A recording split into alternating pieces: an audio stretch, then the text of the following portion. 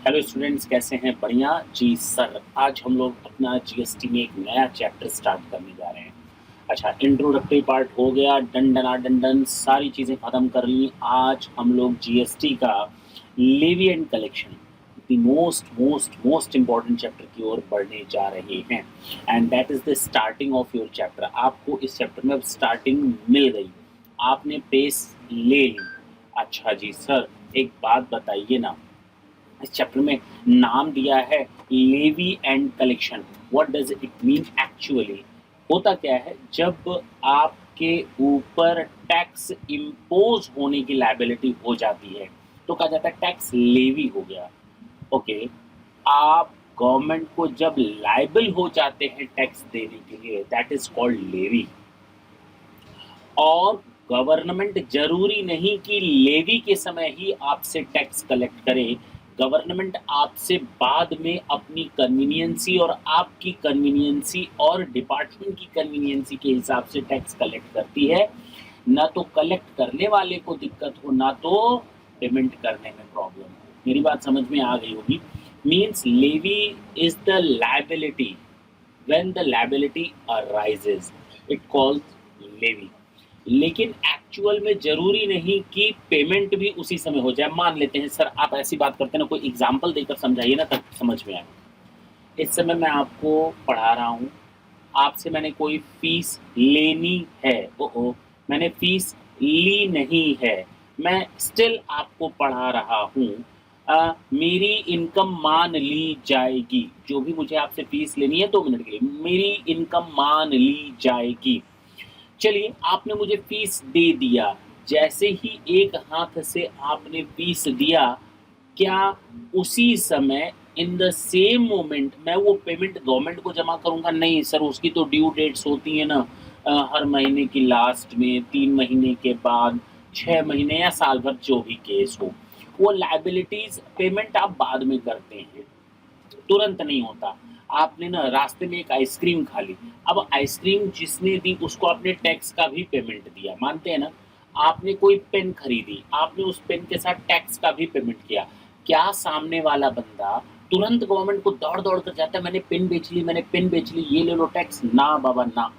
वो टैक्स का अमाउंट एक सर्टेन डेट में सारा कलेक्ट करके एक साथ दिया जाता है। अब देखिए, जिस समय आपने पेन खरीदी, उस समय लेवी हो गया टैक्स उस दुकानदार के ऊपर, क्योंकि उसने आपसे कलेक्ट कर लिया टैक्स का। लेकिन हाँ, पैसा उसके पास पड़ा है, वो गवर्नमेंट में या डिपार्टमेंट में बाद में डिपॉजिट करेगा।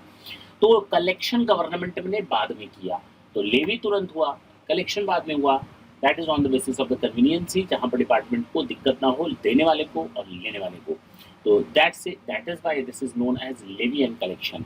सर, क्या होगा इसमें? बेसिकली इस चैप्टर में हम लोग जो सेक्शन डील करेंगे, 3 सेक्शन और 3 शेड्यूल डील करेंगे। मैंने क्या बोला? 3 शेड्यूल और 3 सेक्शंस डील करेंगे।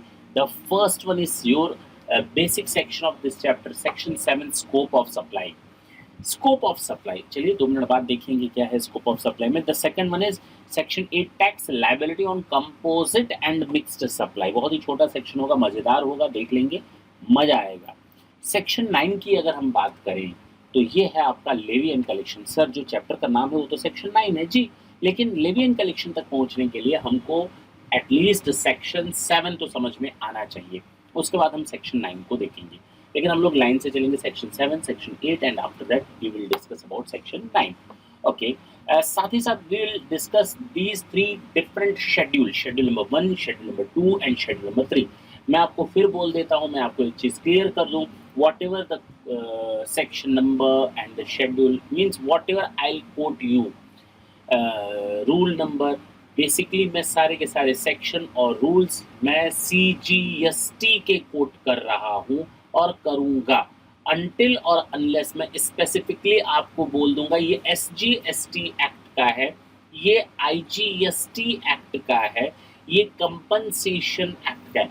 मीन्स जब कोई डिफरेंट सेक्शन, डिफरेंट एक्ट का पिक करूँगा या रूल्स या उससे रिलेटेड कोई चीज़, तो मैं अलग से कोट कर दूंगा। अनटिल और अनलेस आप एक ही चीज़ मानेंगे, जो भी कुछ भी मैं बोल रहा हूँ वो मैं CGST के रेफरेंस से बोल रहा हूँ। तो अब चीज़ ये क्लियर हो गई कि मैंने जो सेक्शन 7 बोला, सेक्शन 8 बोला, सेक्शन 9 बोला, ये सारे के सारे सीजीएसटी में दिए हुए हैं। अच्छा, 3 शेड्यूल्स हैं, schedule 1, schedule 2 and schedule 3। Schedule 1 कहता है ना बहुत ही चलिए थोड़ी देर में बात कर लेंगे 3 शेड्यूल क्या बोलते हैं, थोड़ी देर में आ ही जाएगा। अभी मैं बताऊंगा तो आप कहेंगे सर ये क्या भला है, वो भला थोड़ी देर बाद आए तो ज़्यादा बेटर है, जितना उसको टाल सकते हैं थोड़ी देर तक, जब तक हम कंसेप्ट ना समझ लें तब तक बेटर है। सेक्शन 7 की बात करते हैं, द मोस्ट इंपॉर्टेंट सेक्शन। सारे सेक्शन इंपॉर्टेंट है, चूंकि हम लोग बेसिक पॉइंट्स पर चल रहे हैं तो हम लोग को जीएसटी के बारे में अंडरस्टैंडिंग क्रिएट करनी है। चलिए, नॉर्मल कंसेप्ट तो हमारे सारे क्लियर हो गए जीएसटी से रिलेटेड, पहले जो हम लोगों ने अभी तक पढ़े हैं, जो भी अब तक स्टडी हुई है चैप्टर नंबर 1 एंड 2 में। लेकिन हाँ, इसमें आपको एक्चुअल में जीएसटी बेसिकली कहाँ से स्टार्ट होता है, कैसे स्टार्ट होता है, ये come to know that. Section 7 पहला पॉइंट, स्कोप ऑफ सप्लाई। नाम में ही काम है, स्कोप ऑफ सप्लाई। स्कोप का मतलब कितना एरिया कवर करता है, क्योंकि जब भी हम जीएसटी में बात करेंगे तो सप्लाई की बात करेंगे, चाहे वो सप्लाई गुड्स की हो, चाहे वो सप्लाई सर्विसेज की हो, चाहे वो सप्लाई गुड्स की हो, चाहे वो सप्लाई सर्विसेज की हो। मैं फिर से बोल दे रहा हूँ, मैं केवल एक कॉमन वर्ड यूज करूँगा, सप्लाई, चाहे वो सप्लाई गुड्स की हो, चाहे वो सप्लाई सर्विसेज की हो। मैं फिर बोलता हूँ, supply of goods, supply of services, common word में लूँगा सप्लाई। अब ये बोलता है स्कोप ऑफ सप्लाई। सप्लाई मतलब क्या? अरे जो चीज़ सप्लाई नहीं होगी उस पर जीएसटी लग जाएगा? नहीं सर, अगर कोई चीज़ सप्लाई की कैटेगरी में ही नहीं आएगी वो जीएसटी के दायरे में भी नहीं आएगी। स्कोप ऑफ सप्लाई, अरे मैंने आपको कोई चीज़ दी, फ्री में दी, फ्री फ्री फ्री, मैंने आपको कोई सामान बेचा फ्री में, बेचा फ्री में, तो बताओ क्या वो सप्लाई है? वो सप्लाई है। कहने का मतलब ये है कि सप्लाई किसको कहें, मीन सप्लाई में कौन सी चीज़ें आएंगी? क्या केवल पैसे की चीज़ें शामिल होंगी? Normally yes. सर आप ना कंफ्यूज कर रहे हैं, मैं कंफ्यूज नहीं कर रहा, मैं आपको वो पॉइंट्स बताकर ये बताना चाहता हूँ। देखिए कंफ्यूजन कहाँ कहाँ अराइज होती है और उन कंफ्यूजन्स को कैसे दूर किया गया है। That is all about section 7, scope of supply. जो सप्लाई वर्ड है ना, वो क्या क्या शामिल करता है? जब भी हम जीएसटी में सप्लाई वर्ड की बात करेंगे तो सप्लाई कवर्स,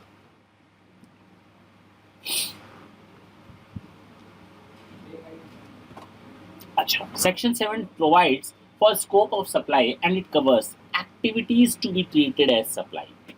किनको आप सप्लाई मानेंगे? Certain activities. देखिए ये एक नॉर्मल सिस्टम में दिया हुआ है, ये हमने यहाँ पर जो दिया है ये बेयर एक्ट है, ये तो आपको एक रेफरेंस दे रहा है। बेसिकली सेक्शन 7 किन चीज़ों को कवर करता है? वो कवर करता है स्कोप ऑफ सप्लाई को, और उसमें शामिल होता है एक्टिविटीज़ जिनको हम सप्लाई मानेंगे, वो एक्टिविटीज़ जिनको हम सप्लाई नहीं मानेंगे, चाहे वो सप्लाई ऑफ गुड्स हो, चाहे वो सप्लाई ऑफ सर्विसेज हो। तो दो चीज़ों को बताएगा, किनको हम सप्लाई मानेंगे और किनको हम सप्लाई नहीं मानेंगे। ये दोनों चीज़ें डिस्कस की रहेंगी सेक्शन 7 में। यानी all about this section is all about your supply. Supply, scope of supply क्या है? सप्लाई इंक्लूड्स, ये आपका बेयर एक्ट से लिया हुआ है, मीन्स जो एक्ट है वहाँ से कॉपी एंड पेस्ट किया गया है। Section 7 subsection 1 and clause A क्या बोलता है?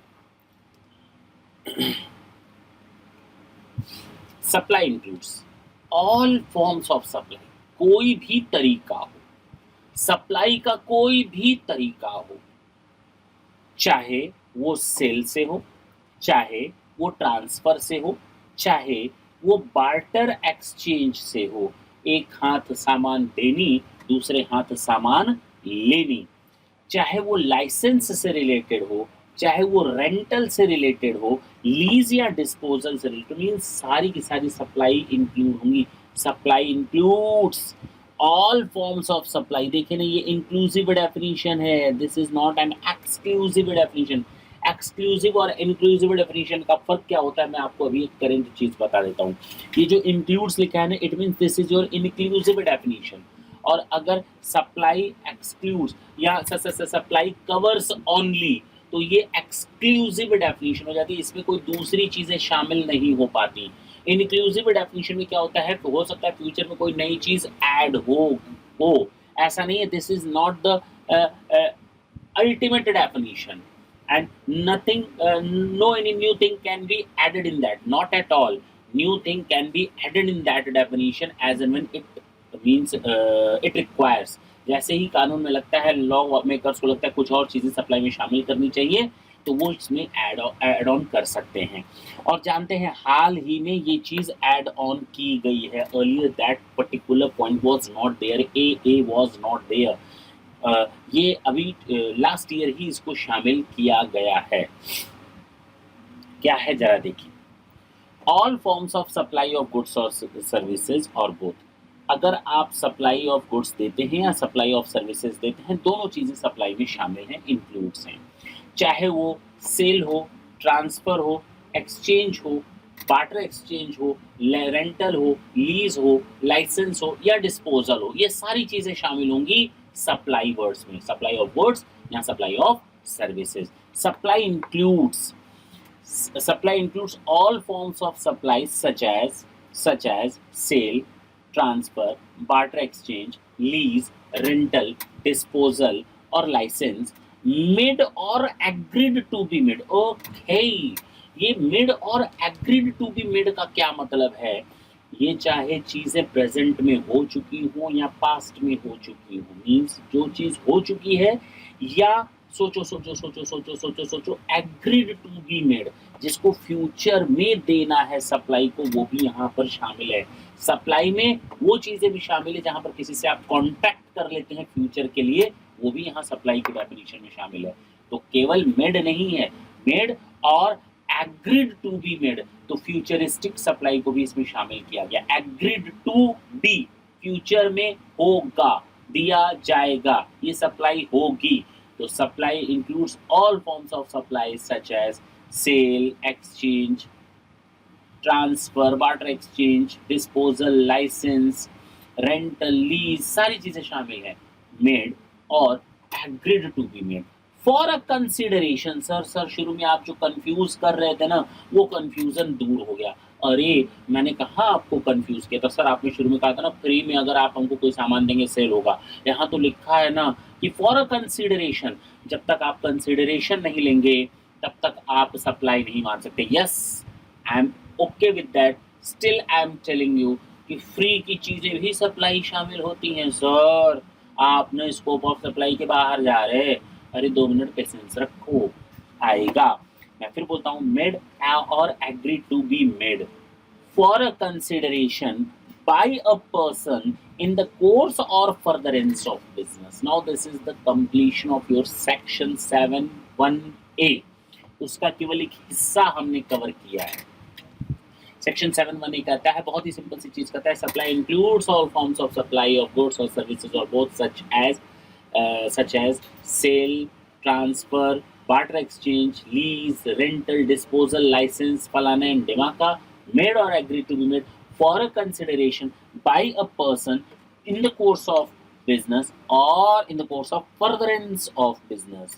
यहाँ तक कोई दिक्कत? सर आई ना दिक्कत, कहाँ पे? Sir in the course of business और in the course of furtherance of business. What does it means actually? तो मैं आपको बता दूं कि फर्दरेंस ऑफ बिजनेस और in the course of business और in the course of furtherance of business, एक तरह से आप ये कह सकते हैं। सर क्या कह सकते हैं? कोई भी ऐसा एक्ट जो हमारे बिजनेस को आगे ले जाने का काम करता है, वो भी सप्लाई में शामिल होगा। कोई भी ऐसा काम जो हमारे बिजनेस को आगे ले जाने में काम करता है, हेल्पिंग फॉरवर्ड बिजनेस, चाहे वो प्रमोशन का ही सिस्टम क्यों ना हो, चाहे बिजनेस में एडवांसमेंट या उसकी ग्रोथ की ही बात करना हो, कोई भी ऐसी एक्टिविटी या कोई भी ऐसा ट्रांजैक्शन जो हमारे बिजनेस को आगे ले जाने का काम करता है, मेरी उन एक्टिविटीज से, उन ट्रांजैक्शन से, तो वो भी हमारा इन the course of furtherance of business कहलाएगा, और वो भी हमारी सप्लाई। कोई भी ऐसी चीज, मेरी बात समझिए, ये फर्दरेंस ऑफ बिजनेस को लाने के पीछे का टॉपिक क्या है? भाई मैं आपको पेन बेच रहा हूँ, अब मैं पेन किस लिए बेच रहा हूँ? Because I am doing my business. आप मेरे दोस्त हो, मान लेते हैं आप मेरे दोस्त हो, भाई हो, बंधु हो, मैंने आपको ये पेन बेची। अब सच सच बताना, क्या एक दोस्त दूसरे दोस्त को पेन बेचेगा, जीएसटी डिपार्टमेंट खड़ा हो जाएगा, नहीं भाई हमको तो टैक्स चाहिए, जीएसटी? नहीं, ऐसा नहीं होता ना, ऐसा नहीं ना होता। अच्छा कैसे होता है सर वो बताएँगे, लेकिन बस इतना कि अगर मैं बिज़नेस के व दोस्ती नहीं चलेगी बिज़नेस में, ऐसा आप लोगों ने कई दोस्तों के मुँह से सुना होगा, भैया धंधे में दोस्ती मत ले आना बीच में, खराब हो जाएगी। ये सुना होगा आपने। वही चीज़ यहाँ पर अगर मैं अपने किसी दोस्त को कोई सामान बेचता हूँ in the course of business और in the course of furtherance of business, तो वो भी सप्लाई है। लेकिन मैं अपने घर का कोई सामान अपने किसी दोस्त, रिश्तेदार को देता हूँ, तो वो यहाँ शामिल नहीं होगा। बिज़नेस से रिलेटेड होना चाहिए वो सप्लाई, तभी होगी शामिल स्कोप ऑफ सप्लाई में, तभी वो सप्लाई में शामिल होगी, अदरवाइज़ नहीं। इन द कोर्स ऑफ बिज़नेस मेरे बिज़नेस के कोर्स में होना चाहिए। जैसे आप दिन भर में क्या करते हैं, कई चीज़ें सप्लाई करते हैं। मम्मी बच्चों को कहते हैं, "बेटा खाना खोलो, मैंने खाना बनाया है।" मम्मी ने मैन्युफैक्चरिंग और सर्विस की एक्टिविटी की, क्या तो वहाँ पर जीएसटी लग जाएगा? क्या वो बिज़नेस हो रहा है? नहीं सर, नहीं हो रहा। पापा आते हैं, बच्चे कहते हैं, "पापा टॉफ़ी लो, पापा टॉफ़ी लो।" और पापा अपने बच्चों को टॉफ़ी और चॉकलेट देते हैं। तो पापा ने सप्लाई की अपने बच्चों को टॉफ़ी सप्लाई किया, वो इन द कोर्स ऑफ बिज़नेस है? नहीं सर। पापा ने बच्चों को पॉकेट मनी दी, तो क्या वो सप्लाई? अरे सर नई बात है, अब समझ में आ गया। बिज़नेस के कोर्स में होनी चाहिए ये चीज़ें मेड और एग्री, चाहे वो आप सेल करें, ट्रांसफ़र करें बिज़नेस के पॉइंट ऑफ व्यू से। सेल करें, ट्रांसफ़र करें, लीज़ है, डिस्पोज़ल है, रेंटल है, लाइसेंस है, मेड और एग्रीड टू बी मेड, चाहे आप अभी करेंगे, चाहे फ्यूचर में करेंगे, पैसा ले करके करेंगे, एक पर्सन किसी दूसरे पर्सन के साथ करेगा, एक पर्सन किसी दूसरे पर्सन के साथ करेगा, तो ही वो शामिल होगा, बशर्ते वो बिज़नेस के पॉइंट ऑफ व्यू से ये काम करता हो। सर, अब डन है, अब कहीं कोई डाउट नहीं है। चलिए सर, पहला पॉइंट तो आपका बहुत अच्छे तरीके से क्लियर हो गया। अब आते हैं जो नया एडिशन किया गया है एए, क्या कहता है ये? मैंने अभी आपको एक वर्ड यूज़ किया यहाँ पर, जानते हैं ये एए क्यों आया? कई केस लॉ बवाल करते थे, तो केस कोर्ट में जाते थे, तो एडवांस रूलिंग अथॉरिटी में जाते थे, भई एक काम करते हैं उस पॉइंट को ही हटा देते हैं, एक नया सब क्लॉज ऐड कर देते हैं सेक्शन 7 स्कोप ऑफ सप्लाई में। मैंने कहा बाय अ पर्सन यानी एक बंदा किसी दूसरे बंदे को जब सर्विसेज देता है या गुड सप्लाई करता है या सर्विसेज सप्लाई करता है, वो शामिल होगा। क्या कोई एक पर्सन अपने आप को गुड सप्लाई कर सकता है? यहाँ पर बोला गया है यस। कैसे? एक क्लब है, चैरिटेबल इंस्टीट्यूशन है, या कोई ट्रस्ट है, या कोई एसोसिएशन है, मेंबर्स बनाए गए और वो एसोसिएशन कहता है हम अपने क्लब के मेंबर्स को ही ये फैसिलिटीज देंगे, हम अपने क्लब के मेंबर्स को ही सप्लाई करेंगे, आउटर को नहीं करेंगे। कोई आउटसाइडर आएगा तो उसको सप्लाई नहीं करेंगे। The prime condition is the person to whom we will supply the goods or services shall be the member of the club। तो अगर ऐसा कोई कंडीशन है तो उस केस में क्लब ये कह सकता है, एसोसिएशन ये कह सकता है कि भाई ये क्लब है, ये इसके मेंबर है, ये मेंबर है, ये क्लब है, ये दोनों एक ही हैं। अगर ये क्लब अपने मेंबर्स को कोई फैसिलिटेशन देता है, कोई सप्लाई करता है, तो बाहरी लोगों को नहीं न कर रहा। ये तो एक पर्सन अपने ही बंदों को सप्लाई कर रहा है, तो सप्लाई कहाँ से? जबकि होना ही चाहिए by a person to another person. तो भैया बिल्कुल क्लियर बची बात है कि अगर कोई क्लब अपने मेंबर्स को, कोई एसोसिएशन अपने मेंबर्स को सप्लाई करता है, तो इन दोनों को हम एक नहीं बल्कि अलग-अलग कंसीडर करेंगे, डिस्टिंक्ट पर्सन माने जाएंगे। क्या माने जाएंगे? डिस्टिंक्ट पर्सन माने जाएंगे। देखिए अलग-अलग पर्सन माने जाएंगे। The person and its member और constitution shall be deemed to be two separate person. जी, तो ये आपको याद रहेगा? हाँ सर, बिल्कुल याद रहेगा। ये दो अलग-अलग पर्सन माने जाएंगे, सेपरेट पर्सन माने जाएंगे। The person and its members और constituent shall be deemed to be the two separate persons. Yes sir. चलिए क्या जोड़ा गया है? कोई भी ऐसी एक्टिविटी, कोई भी ऐसा ट्रांजैक्शन जिसमें एक पर्सन, जिसमें इंडिविजुअल शामिल नहीं है, क्यों नहीं है? छोड़ देते हैं 2 मिनट के लिए। एक पर्सन अपने मेंबर्स को या कंस्टिट्यूएंट्स और वाइस वर्सा कॉन्स्टिट्यूट्स अपने मेंबर क्लब को फॉर कैश या डेफर्ड पेमेंट्स जिसका वैल्यूएबल कंसिडरेशन है। तो अल्टीमेटली सारी कंडीशन सेट हो गई कि कोई भी सप्लाई हो रही है जो अभी होनी है या फ्यूचर में होनी है, एक कंसिडरेशन के अगेंस्ट, वो सारी कंडीशन नीचे वाले में है। लेकिन बाई अ पर्सन, अब अगर कोई पर्सन अपने ही मेंबर्स को वो फैसिलिटी देता है तो क्या वो कवर होगा? जी, वो इसने कहा कवर होगा। इसने कंफ्यूजन दूर कर दिया, वो उसने कहा कवर होगा। For the purpose of this clause, it is hereby clarified that notwithstanding anything contained in any other law, दूसरे लॉ में क्या लिखा है मिट्टी पाओ भूल जाओ। For the time being course और एनी जजमेंट, डिक्री और ऑर्डर ऑफ कोर्ट, कहीं पर भी कुछ भी लिखा हो पहले तो भूल जाओ कि अगर कोई पर्सन अपने मेंबर्स या कंस्टिट्यूएंट्स को कोई सप्लाई देता है तो वो डिफरेंट पर्सन्स माने जाएंगे और ये एक्टिविटी और ट्रांजैक्शन मान लिया जाएगा कि वो दूसरे पर्सन को दिया गया है। Hope so till now I am clear with all this points. कहीं कोई दिक्कत नहीं आ रही होगी अभी तक। चलिए 2 पॉइंट्स मैंने आपको क्लियर किए। पहला कि स्कोप ऑफ सप्लाई में क्या चीज़ें आएंगी। स्कोप ऑफ सप्लाई में शामिल है ऑल फॉर्म्स ऑफ सप्लाई, चाहे वो गुड्स की हो चाहे सर्विसेज की हो। कैसे? Such as sale, transfer, barter exchange, licence, lease, rental और डिस्पोजल, मेड और agreed to be made by a person for a consideration in the course of business or in the course of furtherance of business. Clear?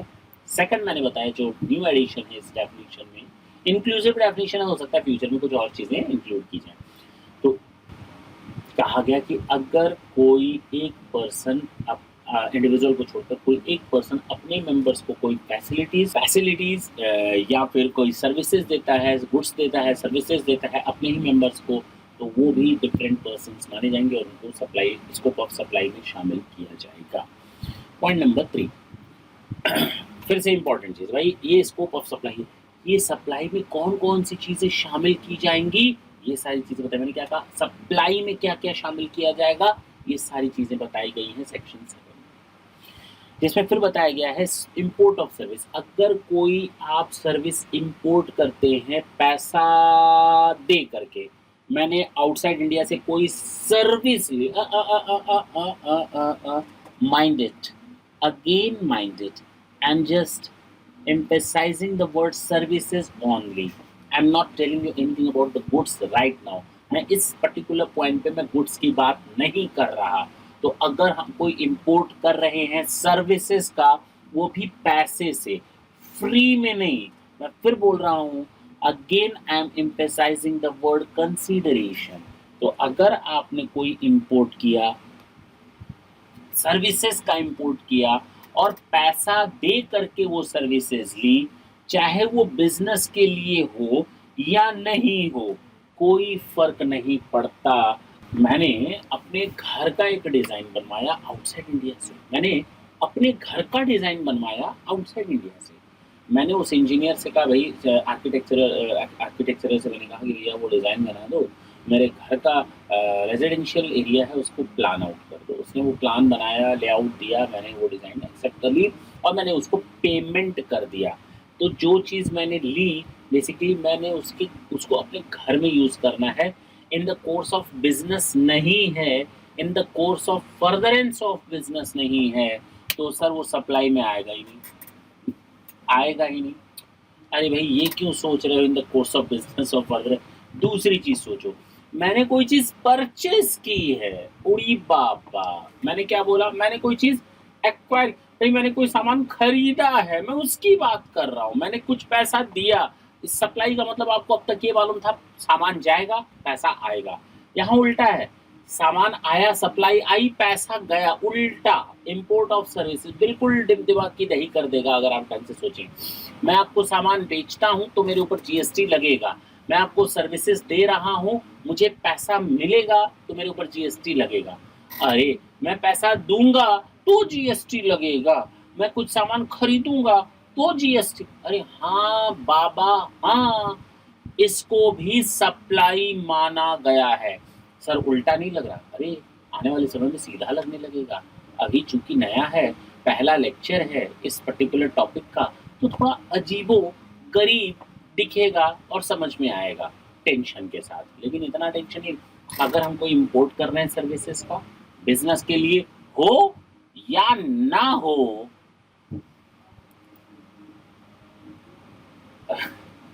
तो भी हमने उसको supply माना है। हमने services import की दी नहीं, अब तक हम supply of good, supply of, यहाँ तो सप्लाई ली है तो भी उसको सप्लाई की ही कैटेगरी में रखा गया, उल्टा टैक्स लगेगा यहाँ पर भी, खरीदने पर भी। अच्छा जी, ये है, ये केवल सर्विसेज पर है, गुड्स पर नहीं है, क्योंकि गुड्स जब सामान आता है आउटसाइड इंडिया से तो उस पर इम्पोर्ट ड्यूटी लग जाती है, आईजीएसटी लग जाता है, कस्टम डिपार्टमेंट अपना टैक्स ले लेता है। एक बिजनेस में 153 रुपए मिले।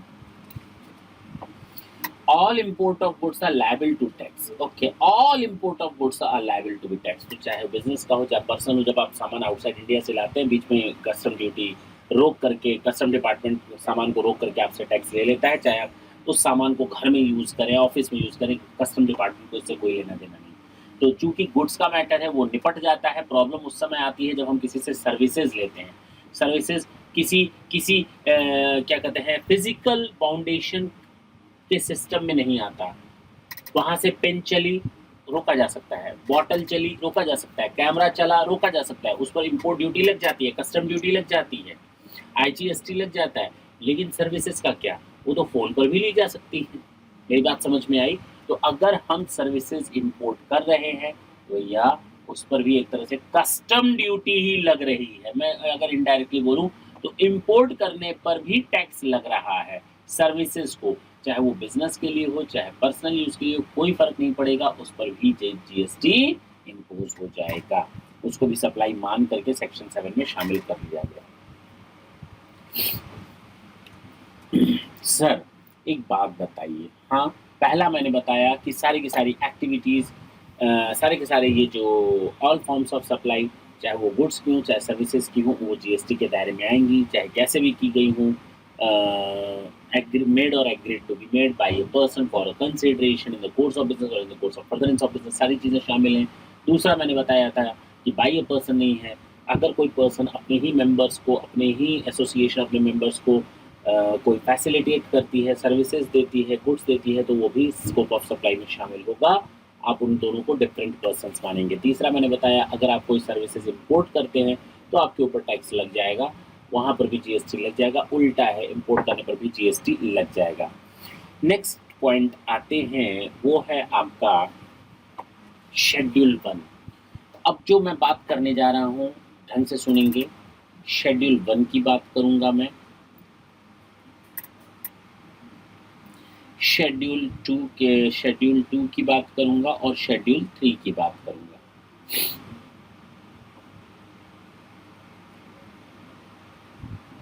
देखें ना साथ में, शेड्यूल 1, शेड्यूल 2 और शेड्यूल 3, ये 3 बातें मैं करूँगा। मुझे जो समझाना था आपको मैंने समझा दिया स्कोप ऑफ सप्लाई में। अब आप केवल और 3 चीज़ें ऐड कर लें, शेड्यूल 1, शेड्यूल 2, शेड्यूल 3। पहला मैंने बताया ऑल फॉर्म सप्लाई, शामिल हो गया। दूसरा मैंने बताया by a person to its member, शामिल हो गया। तीसरा मैंने बताया इंपोर्ट ऑफ सर्विसेज, शामिल हो गया। अब इसके साथ 3 चीज़ें और ऐड कर लें, शेड्यूल 1, शेड्यूल 2, शेड्यूल 3। लास्ट में एक और पॉइंट देखेंगे ना, हो गया स्कोप ऑफ सप्लाई। अब शेड्यूल 1 कहता है कि अगर आप कोई चीज़ फ्री में भी देंगे ना, अब तक ये बोलता था पॉइंट नंबर 1 कि अगर आप फ्री में देंगे वो सप्लाई नहीं है, हमेशा वो कंसिडरेशन के साथ होना चाहिए। इसने यही बोला था पहले पॉइंट में, कंसिडरेशन के साथ होना चाहिए। हाँ सर, बात तो सही, कंसिडरेशन के साथ होना चाहिए।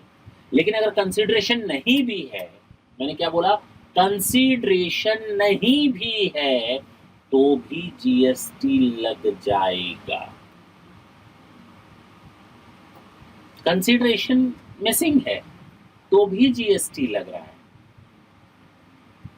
जबकि इसकी फर्स्ट एंड फॉरमोस्ट कंडीशन ये थी कि कंसिडरेशन होना चाहिए। मैंने कहा कंफ्यूज नहीं कर रहा मैं, आगे आने वाले समय में दूर हो जाएगी कंफ्यूजन। शेड्यूल 1 यही तो बोल रहा है ना, शेड्यूल 1 क्या बोलता है कि कोई भी ऐसी एक्टिविटी आप सप्लाई मानेंगे, भले ही वो बिना कंसिडरेशन के हो, तो हमको इसके लिए शेड्यूल 1 में उन चीज़ों को देखना पड़ेगा। वो 2, 4, 5 चीज़ें क्या हैं कि अगर कंसिडरेशन नहीं भी है तो भी हमने उनको जीएसटी के दायरे में शामिल कर लिया, उनको सप्लाई मानेंगे। यानी कि कोई सप्लाई विदाउट कंसिडरेशन है तो भी वो जीएसटी के दायरे में आएगा। ये शेड्यूल 1 है। तो स्कोप ऑफ सप्लाई ने क्या कहा, कोई भी ट्रांजेक्शन हो, कोई भी एक्टिविटी हो, किसी भी तरह का सेल हो, किसी भी तरह की सप्लाई हो, वो सब आ जाएगा। लेकिन कंसिडरेशन होना चाहिए, एक पर्सन दूसरे पर्सन को होना चाहिए, बिजनेस के लिए होना चाहिए। और ये सारी चीज़ें हम लोगों ने इसमें देख ली, चाहे करंट हो चाहे फ्यूचर में देख लिया। दूसरा, स्कोप ऑफ सप्लाई ने कहा हम शामिल करेंगे। एक पर्सन अगर अपने मेंबर्स को दे रहा है तो आप उनको 2 डिस्टिंक्ट पर्सन, दो सेपरेट पर्सन मान करके चलो, उनको एक ना माने। उसी में तीसरा बोला कि इंपोर्ट ऑफ सर्विस को भी हम सप्लाई की कैटेगरी में शामिल करेंगे। सर सारी चीज़ें हो गई, लेकिन शेड्यूल 1 कहता है उसी में स्कोप ऑफ सप्लाई में कहता है शेड्यूल 1 कि भैया ये चीज़ें फ्री में होंगी ना तो भी हम स्कोप ऑफ सप्लाई में ही शामिल करेंगे, उसको सप्लाई ही माना जाएगा फ्री में होने पर। लेकिन उसके लिए हमको शेड्यूल 1 देखना पड़ेगा, उसमें कौन-कौन से पॉइंट दिए हुए हैं उनको भी स्टडी करनी पड़ेगी। यानी बिना शेड्यूल 1 पढ़े आपका सेक्शन 7 पढ़ना बेकार है। अरे नहीं सर शेड्यूल 2 भी तो है इसमें। कोई भी एक्टिविटी या ट्रांजैक्शन उसको हम सप्लाई ऑफ गुड्स और सर्विसेज मान लेंगे। कोई भी सप्लाई जो शेड्यूल 2 में दी हुई है, जो पॉइंट्स शेड्यूल 2 में लिखे हुए हैं उनको हम सप्लाई मान लेंगे, बात खत्म। फ्री में हो ना हो उससे कोई लोचा नहीं है। यानी शेड्यूल 2 में आने वाली चीज़ें भी सप्लाई में शामिल होंगी। शेड्यूल 1 में अगर बिना पैसे के है तो भी सप्लाई मान ली जाएगी। शेड्यूल 2 कहता है कि अगर कोई चीज़ आपको लगता है कि सप्लाई नहीं है, हम गलतफहमी में हैं, अगर वो पॉइंट शेड्यूल 2 में दिया हुआ है ना तो वो सप्लाई मान ली जाएगी। तो अगर कोई एक्टिविटीज़ या ट्रांजैक्शन जो दिया हो उसको हम सप्लाई ऑफ गुड्स या सप्लाई ऑफ सर्विस मान लेंगे, टू बी ट्रीटेड, उसको मान लेंगे। मैंने ये नहीं कहा फ्री में, हो सकता है वो आप सप्लाई मानते ही नहीं, हो सकता है वो आप सप्लाई मानते ही नहीं, लेकिन चूंकि शेड्यूल 2 में दिया है तो अब आपको सप्लाई मानना पड़ेगा। तो इसके लिए भी हमें थोड़ा पेशेंस रखना पड़ेगा नेक्स्ट सेशन तक के लिए, अभी हड़बड़ी नहीं करना। अच्छा सर स्कोप ऑफ सप्लाई में आपने कहा सारी चीज़ें ट्रांजैक्शन होंगी वो हम सप्लाई मान लेंगे, लेकिन वो कंसिडरेशन होना चाहिए, एक पर्सन दूसरे पर्सन को देना चाहिए, मेड और एग्रीड टू बी मेड होना चाहिए, बिजनेस के लिए होना चाहिए। सर मान गए। दूसरा आपने ये हमको बताया कि अगर कोई एक पर्सन अपने मेंबर्स को देता है तो उसको भी हम डिफरेंट पर्सन मानेंगे, मान दिया सप्लाई आ गया।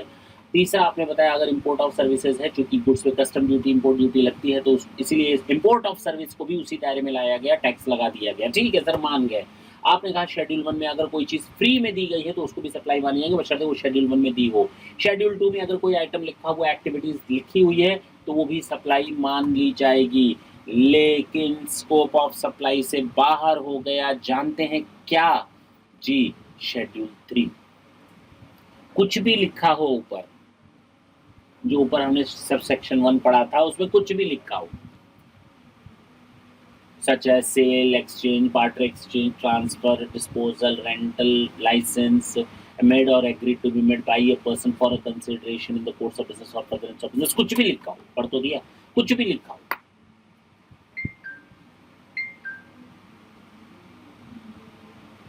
उसको ना तो हम सप्लाई ऑफ गुड्स मानेंगे ना तो सप्लाई ऑफ सर्विस मानेंगे, बशर्ते वो शेड्यूल 3 में लिखा हो।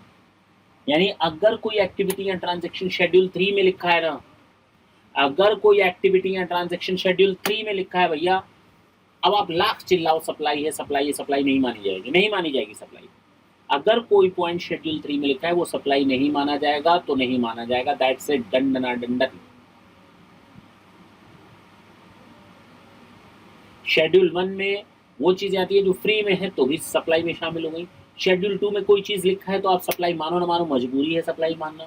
शेड्यूल 3 कहता है भैया आप सप्लाई मानते हो, हम तो हटा देंगे इसको, सप्लाई नहीं मानेंगे। तो शेड्यूल 3 भी देखना जरूरी है कि सप्लाई में कौन कौन सी चीज़ें नहीं शामिल होती, भले ही कंसिडरेशन हो ना हो कोई देखा जाएगा वो, लेकिन वो सप्लाई नहीं माना जाएगा। लास्ट पॉइंट, अगर गवर्नमेंट को लगता है कि हम कुछ चीज़ों को नोटिफाई करके कोई चीज़ों को सप्लाई ना माने तो भैया गवर्नमेंट की मर्जी है, उसकी मन मर्जी से तो पत्ता भी ना हिले। तो गवर्नमेंट कहती है कि भैया ये चीज़ हम सप्लाई नहीं मानेंगे, तो भैया आप माई बाप हो, आप मान सकते हो, आप लिख दो हम मान लेंगे सप्लाई नहीं है। तो शेड्यूल 3 में जो लिखा है वो तो सप्लाई नहीं है। गवर्नमेंट अगर किसी पॉइंट को नोटिफाई करती है तो भी सप्लाई नहीं माना जाएगा। तो मैंने आपको 6 पॉइंट बताए तक इन टोटालिटी।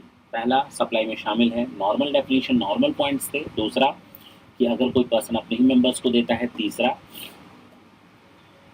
कि अगर इंपोर्ट ऑफ सर्विसेज है वो। इसके अलावा मैंने शेड्यूल 1 को भी सप्लाई में शामिल किया, शेड्यूल 2 को भी सप्लाई में शामिल किया, शेड्यूल 3 को हटाया है, ठीक है ना। और लास्ट है, कभी कभी लगता है कि ये चीज़ ना सप्लाई ऑफ गुड्स है, कभी कभी लगता है, मैंने क्या बोला, कभी कभी मेरे दिल में ख्याल आता है कि ये सप्लाई ऑफ गुड्स होगा, लेकिन गवर्नमेंट ने बोला तुमको क्या लगता है तुम्हारे लगने या ना लगने से देश नहीं चलेगा, कानून नहीं बनेगा। आपको तो लगता है ऐसा वैसा सपना। अ, अ, अ, अ, अ।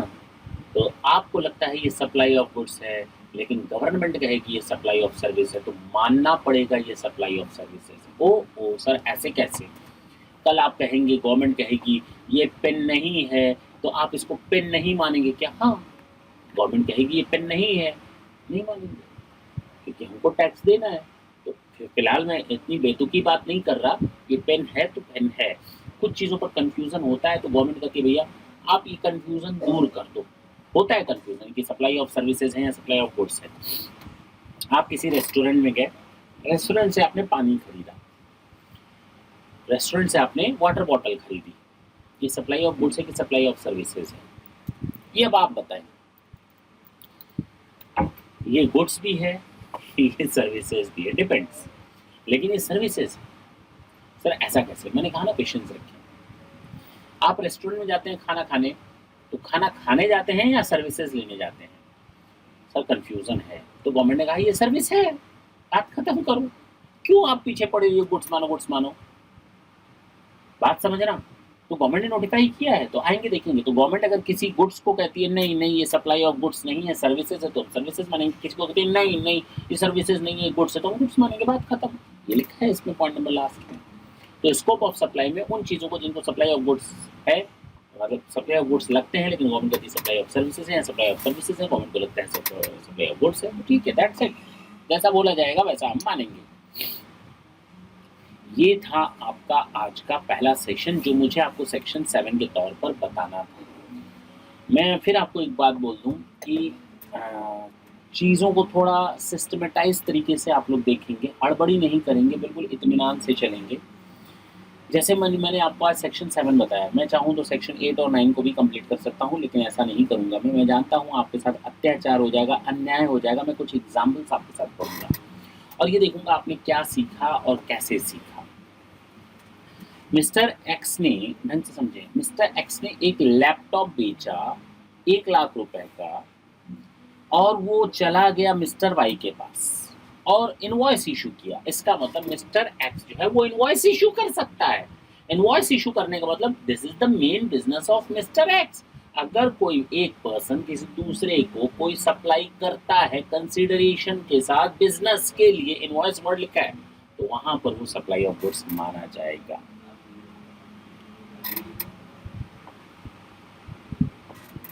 इलीगल एक्टिविटी और प्रोहिबिटेड एक्टिविटीज में क्या फर्क है? आप चलो, आप अपने ऊपर क्यों पर्सनल लेंगे? कोई बंदा चोरी करता है, कोई बंदा चोरी करता है, तो वो सप्लाई है या नहीं? चोरी करके वो सामान लाया, सामान को मार्केट में बेच रहा है, क्या वो सप्लाई कर रहा है? सर ये तो इलीगल है। अच्छा, कोई बंदा ड्रग्स बेच रहा है, दोनों में फर्क समझो। कोई चोरी कर रहा है, कोई ड्रग्स बेच रहा है। तो अगर कोई चोरी कर रहा है that is an illegal business, लेकिन अगर वो उस इलीगल बिजनेस में सप्लाई कर रहा है, सामान चोरी करके बेचता है, तो ये जीएसटी लगना चाहिए। कितना अजीब बात है। कोई चोरी करेगा, गवर्नमेंट को कहेगा हमने चोरी की इसलिए हम बेच रहे हैं सामान, लेकिन गवर्नमेंट ने कहा मुझे लीगल इलीगल का फर्क नहीं मालूम। हम इतना जानते हैं अगर आपने कोई सप्लाई की है टैक्स लेवेबल होगा। अब आप कहेंगे सर वो टैक्स क्यों देगा? अरे भाई नहीं देगा। नॉर्मली कोई चोर ये थोड़ी कहेगा गवर्नमेंट को हमने चोरी की थी हम टैक्स देना चाहते हैं। पहली चीज़ तो ये। दूसरा, प्रोहिबिटेड, गवर्नमेंट ने कहा ना ड्रग्स ना बेचना, प्रोहिबिटेड आइटम है, बेचोगे तो जेल जाओगे, बेचोगे तो टैक्स भी दोगे, ऐसा नहीं बोल सकती गवर्नमेंट। मेरी बात ढंग से समझें।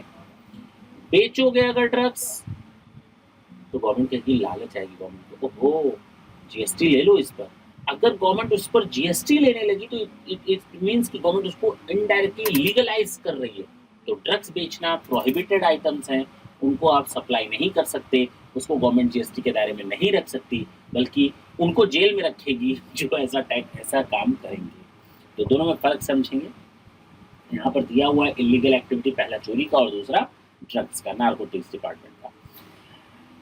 Point number 3, example number 3, Mr. X is an official liquidator provided various services like valuation of, अच्छा ठीक है, Mr. X official liquidator है, वो एसेट्स का वैल्यूएशन करता है, उनको मार्केट में बेचने का काम करता है, उनसे पैसा कलेक्ट करने का काम करता है, क्रेडिटर्स को पैसा वापस करने का काम करता है। मीन्स ये सब एक लिक्विडेटर के वर्क होते हैं। तो क्या अच्छा, और इन सब का काम करने के अगेंस्ट उसको कमीशन दिया जाता है। उसने एसेट नहीं बेची, उसने कमीशन लेकर एसेट बेची है। तो जो कमीशन उसको मिलेगा वो जीएसटी देना पड़ेगा उसको। जी, तो ये सप्लाई ऑफ सर्विसेज है। आप कोई भी चीज़ सप्लाई करो, आपने गुड्स नहीं बेचा, लेकिन सर्विसेज तो दी। भाई ये रिमोट आपका है, ये रिमोट आपका है। आपने मुझसे कहा ये रिमोट बेच दो, 100 रुपए कमीशन पाओ। मैंने ये रिमोट बेच दिया किसी दूसरे को, आपको पैसा पूरा मिला, मुझे कितना मिलेगा सर? 100 रुपए मिलेगा। तो कहने का मतलब ये 100 रुपए मैंने जो services the, this is called supply of services. मैंने सामान बेचा, लेकिन मैंने अपना नहीं बेचा, किसी दूसरे का बिकवाया। ठीक है ना? तो उसके लिए गुड्स की सप्लाई है, मेरे लिए जो कमीशन मिला वो सप्लाई ऑफ सर्विस है। मिस्टर ए एक फर्नीचर का डिलीवरी का काम करता है, उसकी ऑफिस है। अच्छा, उसने मिस्टर ए ने मेसर्स एक्स लिमिटेड को कुछ फर्नीचर डिलीवरी की, और एक्स लिमिटेड के हेड ऑफिस के कहने पर, चलिए ये एक्स लिमिटेड की ब्रांच है, ये एक्स लिमिटेड का एचओ है, और ये मिस्टर ए है, ये फर्नीचर बेचने का काम करता है। इसने इसको कहा कि इसको फर्नीचर दो, इसने फर्नीचर यहाँ दे दिया और इसने इसको पेमेंट कर दिया। मेरी बात समझ में आई? Yes, this is the supply of goods, बिल्कुल प्लेन है।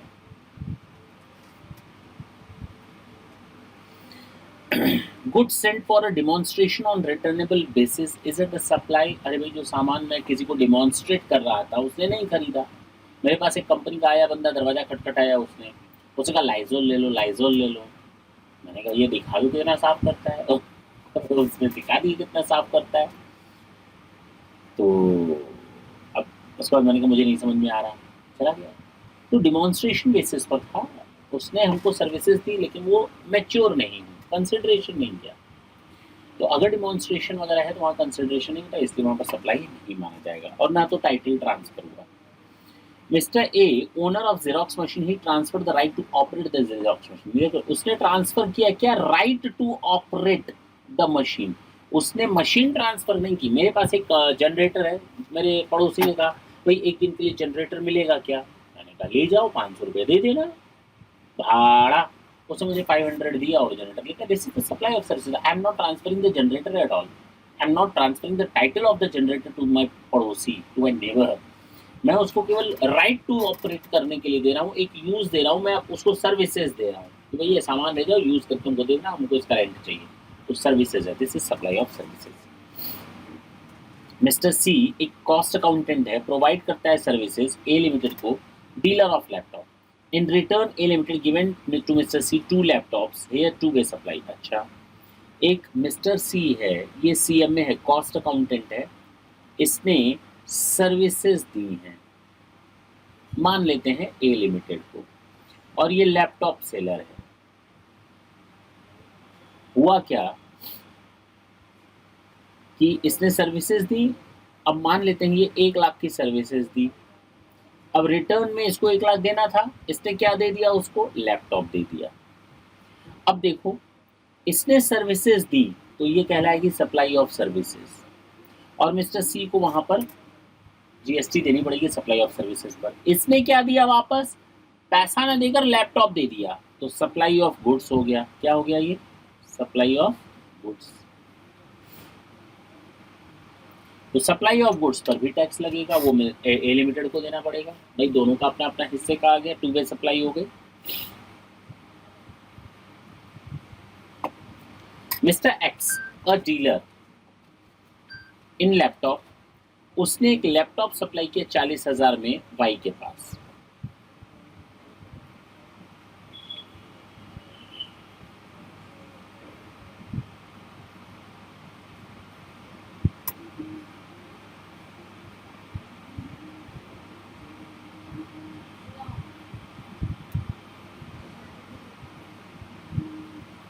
बार्टर ऑफ प्रिंटर,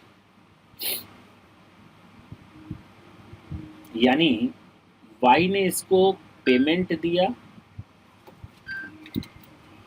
40,000 का,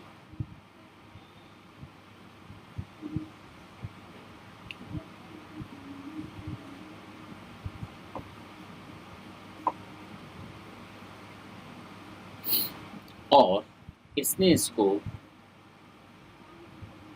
प्रिंटर दे दिया ओल्ड, यानी वाई ने पेमेंट किया मिस्टर एक्स को 40,000 रुपए कैश या बैंक से चेक से। दूसरा, उसने प्रिंटर भी दिया वाई ने, वाई का काम नहीं है, उसके पड़ा हुआ था, तो एक्स ने कहा देख भाई तेरे पास पुराना प्रिंटर पड़ा हुआ है, तू एक काम कर प्रिंटर दे दे और 40,000 रुपए दे दे और मुझसे लैपटॉप ले जा। अगर ये प्रिंटर नहीं देता मिस्टर वाई, तो इसका मतलब मिस्टर एक्स जो है ना वो 40,000 नहीं मांगता ना। अगर ये नहीं होता तो 4,000 रुपए और देने पड़ते। मेरी बात समझो, अगर ये प्रिंटर मिस्टर वाई एक्स को नहीं देता तो वाई को 40,000 एक्स को नहीं देने थे, 44,000 देने थे। अब सच सच बताओ उस प्रिंटर का कितना रुपया जा रहा है? इसका मतलब उस प्रिंटर की कीमत 4,000 रुपए है। इसका मतलब ये हुआ कि इस लैपटॉप की कीमत कितनी हुई सर? अब इसमें 4,000 जोड़ दो, एक्चुअल में लैपटॉप की कीमत 44,000 थी। मिस्टर एक्स ने वो लैपटॉप जो दिया था मिस्टर वाई को नया नया, उसने 44,000 में दिया। सामने वाले ने 40,000 रुपए कैश दिए और 4,000 रुपए का सेकेंड हैंड प्रिंटर दे दिया। बात समझ में आई? तो अब बात ये आई कि सर मिस्टर एक्स को जीएसटी कितने पर देना है? उसको 44,000 पर देना है। All thing are clear. लेकिन एक प्रॉब्लम आ गई। जिस तरह मिस्टर एक्स मिस्टर वाई को डील कर रहा है, सप्लाई कर रहा है कंप्यूटर देने में और उस पर टैक्स दे रहा है मिस्टर एक्स गवर्नमेंट को, उसी तरह मिस्टर वाई भी तो सप्लाई कर रहा है प्रिंटर का मिस्टर एक्स को। तो क्या उसके ऊपर जीएसटी की लायबिलिटी अराइज नहीं होगी? अब ये देखना पड़ेगा कि जो खरीदने वाला है वो कंज्यूमर है या बिजनेसमैन है।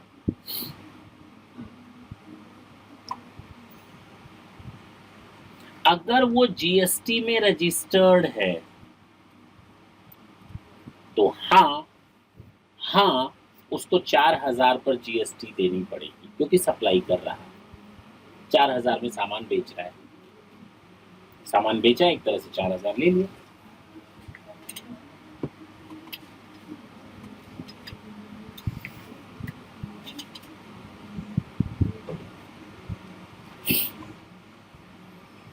मेरी बात समझ में आई? क्लियर है ना? तो भाई ये दो चीज़ें हुई। मैं फिर से आपको ये एग्जांपल दूं। ये मिस्टर, चलिए ए है, ये मिस्टर बी है। इसने इसको लैपटॉप दिया 44,000 में, इसने इसको पेमेंट दे दी, बात खत्म। सेल कितने का हुआ लैपटॉप? 44,000 का। ए ने माल बेचा तो जीएसटी ये गवर्नमेंट को देगा, बात खत्म हो गया 44,000 पर। दूसरा एग्जांपल, ए ने बी को लैपटॉप दिया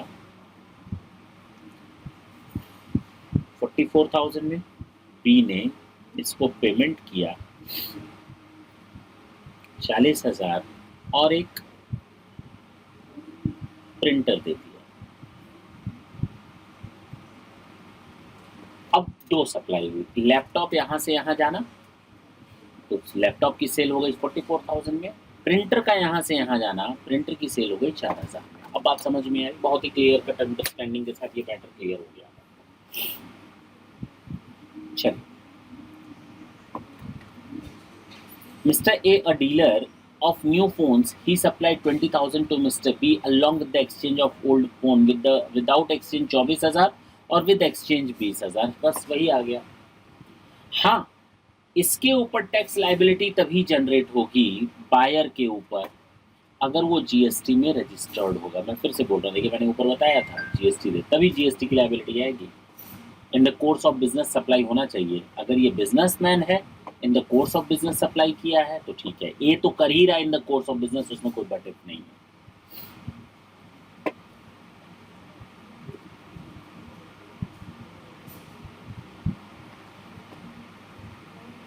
ये बता दिया मैंने, सेम है, आप पढ़ लेंगे। अब देखिए, ये जो सेक्शन 7 मैंने बताया आज, वहाँ तक के जितने पॉइंट्स कवर करने थे मैंने सारे के सारे एग्जाम्पल्स कवर कर दिए। इसके अलावा जो ये पॉइंट्स हैं आपके 3 या 4 छोटे-छोटे पॉइंट्स हैं, ये पहले मैं आपको डिस्कस करूँगा ट्यूटोरियल नोट और एग्जाम्पल नंबर 11 से मैं आगे बढ़ूँगा। टेंशन नहीं लेने का।